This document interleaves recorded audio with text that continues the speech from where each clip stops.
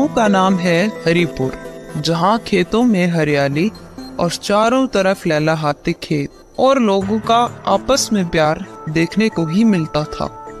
मंदिरों में बजते घंटे और घड़ियाल की आवाज सुबह शाम मानो जैसे किसी तीर्थ स्थान की याद दिलाती हो।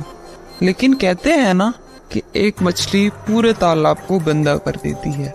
ठीक वैसे ही है हरिपुर गांव के सेठ जी, सेठ भगवान दास।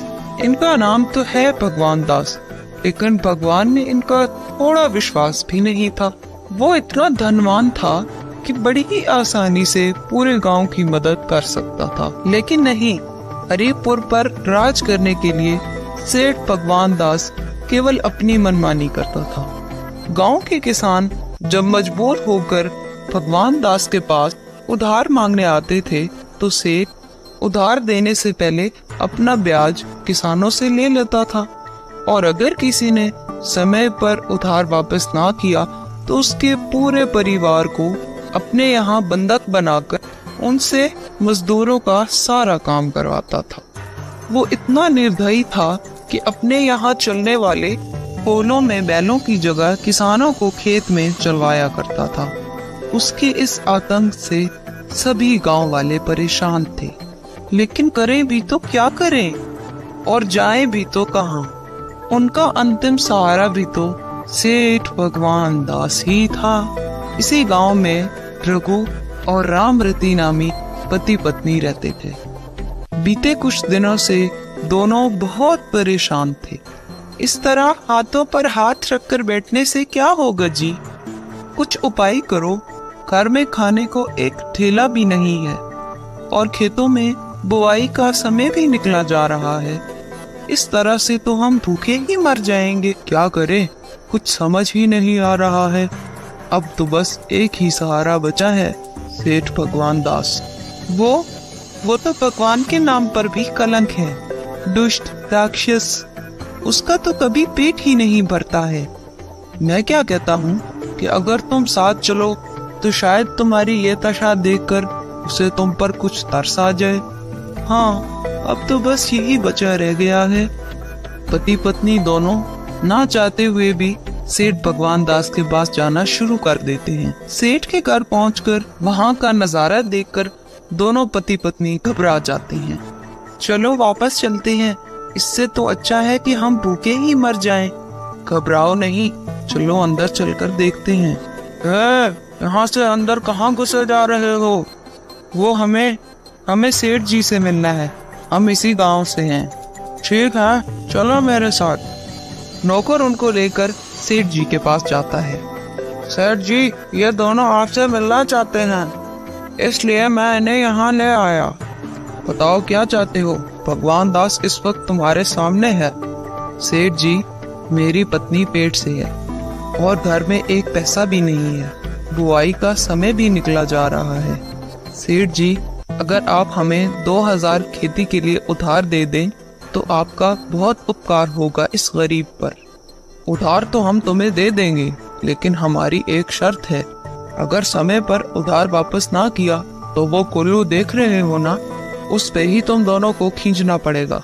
सेठ जी, हम पैसे एकदम समय से ही लौटा देंगे, आप बिल्कुल चिंता ना करें। ठीक है मुरीम दी, इनको पैसे दे दीजिए। और हाँ, चिंता हम नहीं करते, अब से चिंता तुम करो। जी सरकार।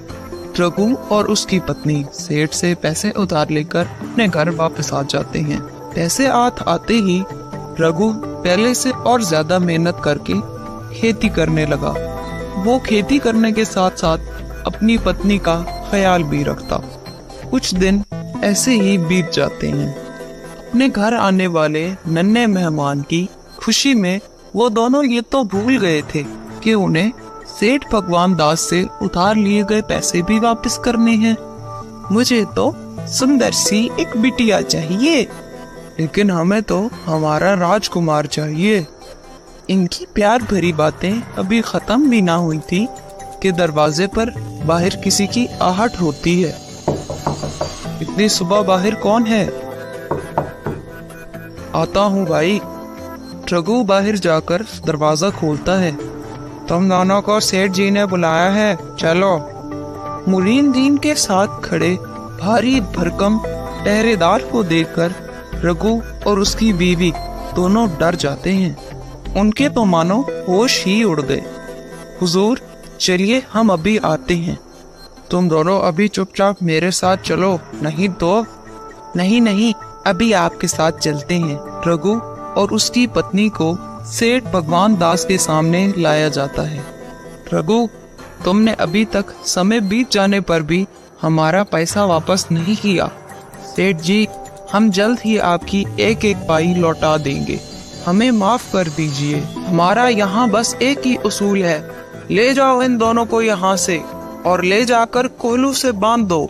नहीं, सेठ जी, हम पर दया करें। सेठ जी, कम से कम मुझे ना सही, मेरी पत्नी को तो छोड़ दें, वो माँ बनने वाली है। अरे ऐसे खड़े खड़े क्या देख रहे हो, ले जाओ इन दोनों को यहाँ से।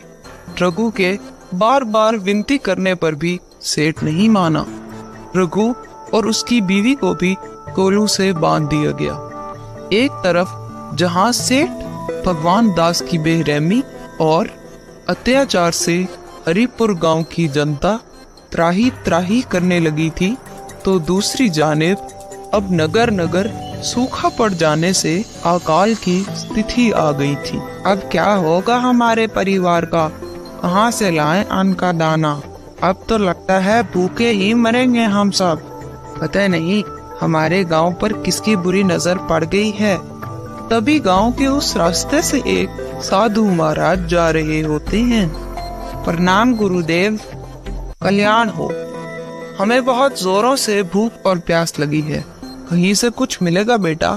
क्षमा करें महाराज, हमारे गांव में अकाल पड़ गया है, सब लोग भूखे मर रहे हैं। तो क्या हमें कहीं कुछ नहीं मिलेगा? बस एक ही जगह है, सेठ भगवान दास, लेकिन वो बहुत बुरा आदमी है, आप वहां ना जाएं। हम तो फकीर हैं बेटा, हमारे लिए तो सब एक सम्मान है, तुम्हारा कल्याण हो। उधर सेठ भगवान दास रघु और उसकी बीवी को कोल्हू खींचता देखकर बहुत खुश हो रहा था। सरकार, पूरे गांव में सूखा पड़ गया है, सारे लोग त्राही त्राही कर रहे हैं। ये तो बहुत ही अच्छी बात है हमारे लिए, अब सब लोग हमारे ही कब्जे में होंगे। तभी एक लंबे चौड़े पहरेदार के साथ साधु महाराज वहां आते हैं। तुम्हारा कल्याण हो बेटा, इस भूखे ब्राह्मण को कुछ खाने को मिल सकता है क्या? यहाँ कोई धर्मशाला नहीं खोली बाबा कि हम सबको भोजन कराते फिरें। जाइए यहाँ से, हम तो फकीर हैं बेटा, चले ही जाएंगे, लेकिन याद रहे ये जो तुम अत्याचार कर रहे हो यही तुम्हारे विनाश का कारण बनेगा। बाबा, हमारी रक्षा करें बाबा, ऊपर वाले को याद करो बेटा, हम सब की रक्षा वही करेगा। सुख हो या दुख, सब उसी की माया है। दर्द से चकराती हुई रामरती चक्कर खाकर नीचे गिर जाती है। सभी औरतें जल्दी से उसे उठाकर घर के अंदर ले जाती हैं और थोड़ी देर बाद कमरे के अंदर से छोटे बच्चे के रोने की आवाज आती है। अरे रघु, तुम बाप बन गए हो, वो भी एक नहीं 3 पुत्र हुए हैं। नारायण नारायण, सब उसी की लीला है। उन तीनों के माथे से चमकता हुआ तेज देखकर ऐसा बिल्कुल भी नहीं लग रहा था कि वो कोई साधारण बालक है। महाराज, आप आशीर्वाद दें, इन सब का कल्याण हो। सब लोग गांव में काम छोड़कर बच्चों को देखने आ जाते हैं और देखते ही देखते रघु के घर में भीड़ लग जाती है। अब तो सेठ भगवान दास के सब्र का बांस टूट गया था। वो तुरंत उन 3 बालकों की तरफ जाने लगता है। बच्चे को हमें दो और तुम सब जाकर अपना काम करो।